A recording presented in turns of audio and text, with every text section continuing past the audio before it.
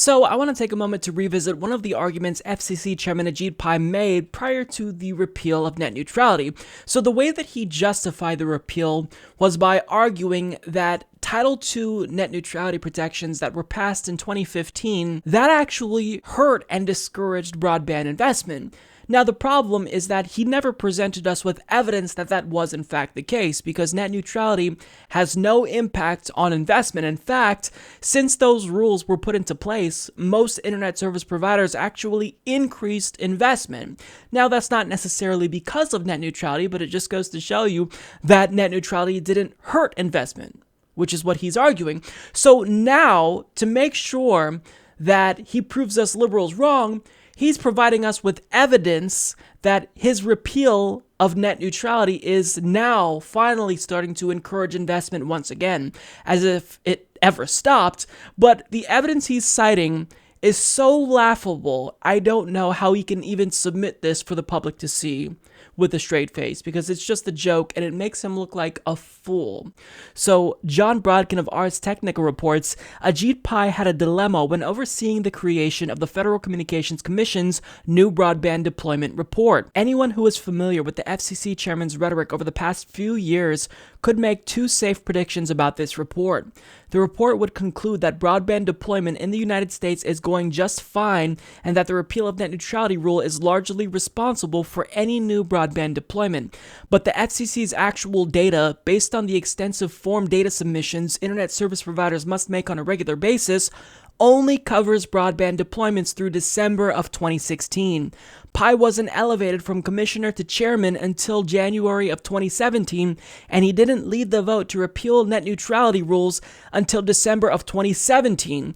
And technically, those rules are still on the books because the repeal won't take effect for at least another 2 months. The timing means that it would be impossible for Pai to present evidence today that broadband deployment is increasing as a result of the net neutrality repeal. But the report claims that's exactly what happened anyway, and says that future data will bear that out. To support its argument, the report claims that broadband deployment projects that were started during the Obama administration were somehow caused by Pai's deregulatory policies. That's incredibly embarrassing. Do you understand what is happening here? He is citing investments that were made, basically projects that were initiated when we still had net neutrality before he was even the FCC chairman. He's citing those investments as evidence that his plan to repeal net neutrality is working. And again, it still hasn't even gone into effect. And even when it goes into effect, it's being challenged now in the courts. You have states that are challenging it. You have governors that are challenging it. So he's doing two things here. First of all, he's trying to take credit for investment that was initiated prior to him being promoted to chairman. And he's also trying to cite those investments as evidence that him repealing net neutrality worked. You are really dumb. For real. He is shameless. And I think he did this probably not expecting anyone to pick up on it, but we're watching him like a hawk because we know he wants to ruin the internet. So any little thing he does, we're going to be aware of it. And yet he did this anyway. So John Brodkin continues here. As evidence of the beneficial effects of Pai's policies, the FCC says that the marketplace is already responding to the more deployment-friendly regulatory environment now in place.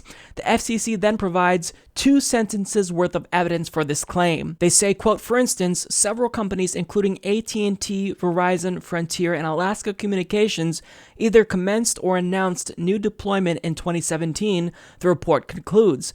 These new deployments are initial indicators that deployment is likely to accelerate again, in part due to our recent efforts. Why are those companies increasing broadband deployment? According to the FCC, one of the main reasons was the Commission's decision to repeal net neutrality rules and eliminate the classification of ISPs as common carriers.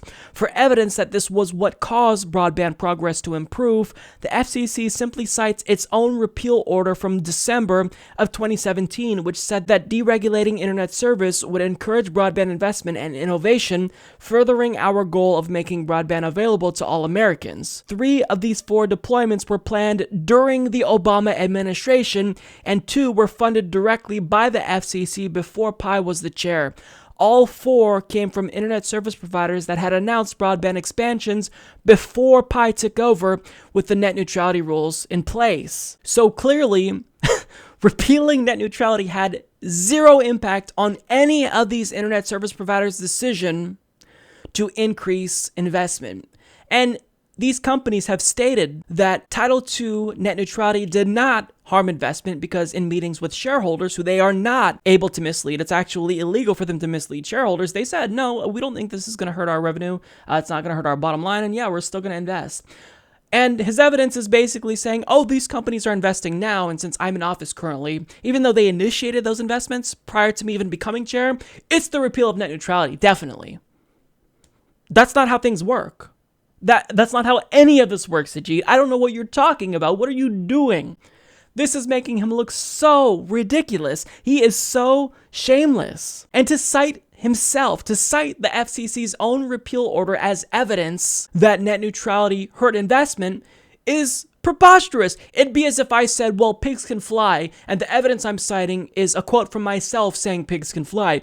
That's not how this works. That's not how you prove that your policy is working. First of all, you should probably wait until your policy is actually implemented if you want any of us to take you serious, but Ajit Pai is shameless. This is an individual that has embarrassed himself more so than any government official, perhaps, in the last couple of years. I mean, we have a lot of idiots in office. We have, Jeff Sessions, Donald Trump, Louis Gohmert, but Ajit Pai is really going above and beyond to look foolish.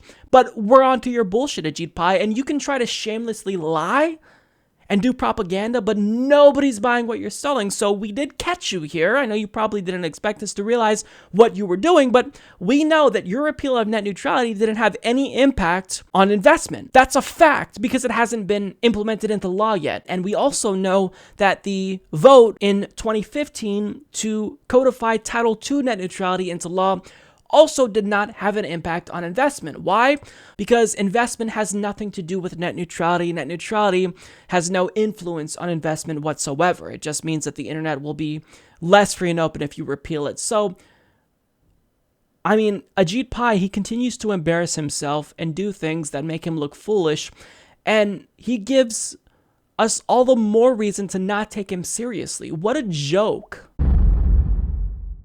Support this podcast by becoming a patron at patreon.com/Humanist Report.